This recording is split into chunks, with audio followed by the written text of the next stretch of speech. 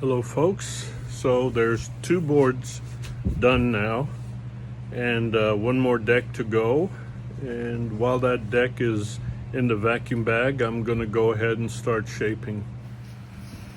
Okay, here you see the two boards that are already done. The one on top has 1/8 inch door skin on it, and the one on the bottom has 1/4 inch PVC foam for the full length. Now the one with door skin came out nice. I'm showing you the bond at the rails. Now you don't really need to have the glass under there. Here's sort of a slow-mo version of me pulling the tape off that bonds the PVC to the wood. Now what I want to explain is this is a sandwich construction, and so the strength comes from the distance between the different layers. So there is fiberglass under this, and then fiberglass on top. And with 1/4 inch, it's a bit wider. So you need to consider that. And what I just showed you was my router bit, and I used the router bit to trim the edges. And here's what it looks like before I actually glue it to the foam on the third board. And I cut it with the saber saw.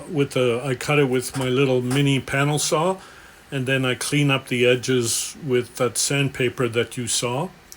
And I also use this tool here to straighten up the piece of foam before I connect it to the with the masking tape, so that the edges are nice and tight, as you can see here.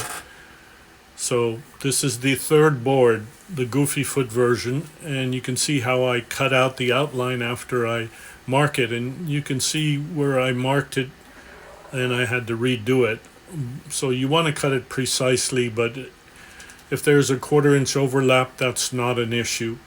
Here you can see the pieces together, and then what I do is I lay out the scrap glass onto the foam. And you can see how I don't have it going all the way to the edges, which doesn't matter because there's going to be about 4 layers of glass over that rail. And here you can see the beauty of epoxy is if you run out, you just mix up a little more.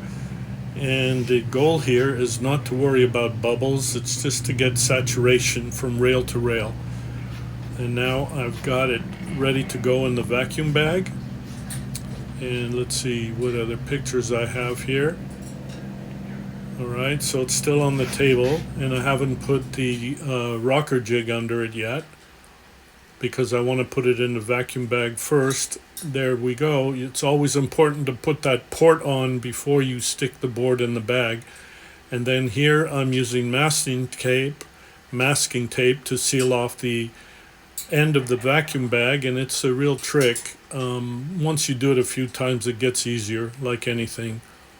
And there is the pump going and working hard. And oh, you see how I rolled up the edge of the plastic so I could slide the rocker jig under it.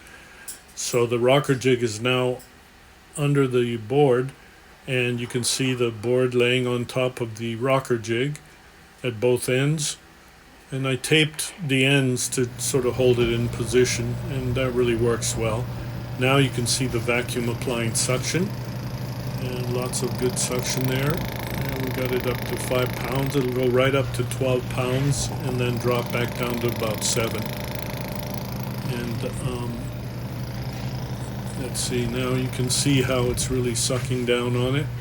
Now I move to the board that I'm going to start shaping, and I use my router, and I have a 3/4 inch round bit on there to do corners, and I drag that along the wooden edge there. It splinters it a little bit, but then I clean it up with the sandpaper, and it comes out pretty good. There's me showing you that I wear my protective mask and my glasses. And there's a close-up of the edge, which is not a problem because, like I say, there's going to be 4 layers of glass at least over that rail to create sort of an I-beam strength effect.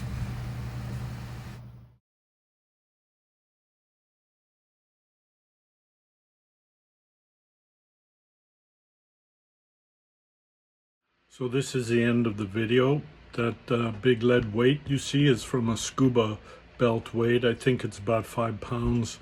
I use that to hold down the board blanks. These blanks are super light and they slide around on the racks, not like a polyester surfboard blank. Anyway, that video's done, and I'll see you in the next one.